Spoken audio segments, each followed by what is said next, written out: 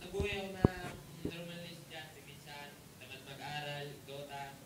Yung, wala, pag oras na exam sa math, hawak ko ng test papers sa math.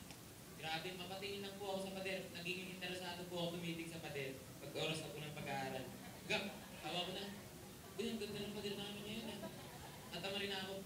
Ganda pa rin. Matulog na ako, ganda na lagi, tulog na ako. Ganun na lang. Hanggang ang lakas ko mga influence sa mga kaibigan ko. Pag uwi sila, 6, uwi ka na. Bakla to, takot sa nanay. Bayad ka na. 9, uwi tayo. Mamaya, sabihin mo, o papakinggan nanay mo. Kaya lagi sinasabi ko hanggang mas lumala na.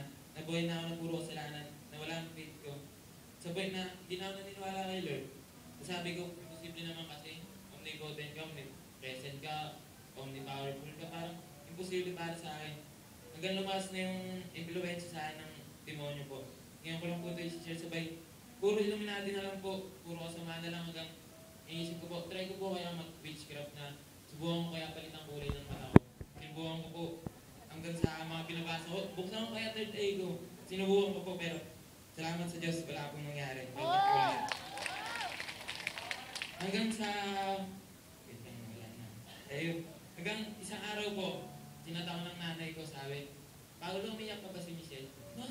Michelle umiyak. Hanggang nalaman ko po, nagpaalam ko pala sa St. Counter kasi hindi siya pinayagan. Eh di, nawaran po ako. Sabi ko, tulungan ko na nga ito. Inausap ko si mama.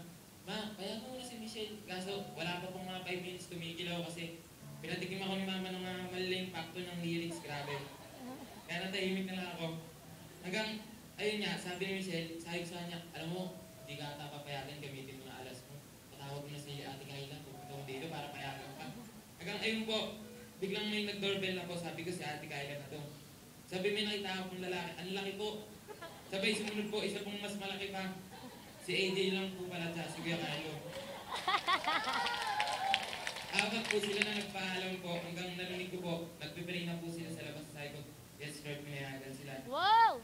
Hanggang first day pa lang po na-encounter, naiyak na po talaga ako. Wow! Grabe, ganun pala ginawa ni Lord. Parang, kaya pala, anong dadalawang isip ako sa kanya, ang una pala na, ang totoo pala, natakot ako. Malaman lahat ng ginawa niya sa akin dahil nasa isip ko masisirain mga mundo kung buhay. Hindi ko isuko to, ganun pala, sabi ko kasi masaya. Mas masaya pala sa feeling niya. Wow! Ang nagulat ko pong pangalan ay Vice. Sabi ko, grabe, totoo to. Ang sabi ko po, ayoko mamatay na kilala bilang mayaman lang. Ganyan, ayoko mamatay sabihin ng tao, presidente yan yung namatay, CEO yan. Grabe, building yan, 10, sobrang pogi niyan.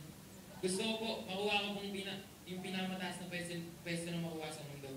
Yung nakuha din po ni Jesus Christ na bumaba po siya. Oh. Naging servant po siya ni God. Wow! Sabi ko, gusto ko pong maging servant ni God. Gusto ko pag nawala ako, sasabihin ng tao, hindi mayaman, gusto ko sasabihin nila. Alam mo, dahil sa taong yun, nakilala ko si Lord. Wow! Dahil sa taong yun, ayun yung tao na naglapit sa akin kay Lord. Kaya, yun po, ang sarap po sa feeling nun. At may tinanong po si Ate Lovely, sabi na po, hanggang kailan ka kaya tatagal kapag kalabas mo ng encounter? Ang sagot ko po, I will die serving the Lord. Wow! Come on! At may baon po akong pick-up line para sa inyo, pinapasabi po ng Lord. Kaya magbangat po kayo. Alam niyo po ba, ang pagmamahal ni Lord sa inyo parang kahoy? Bakit? Because it would then stop. Wow! Ayun po, salamat po.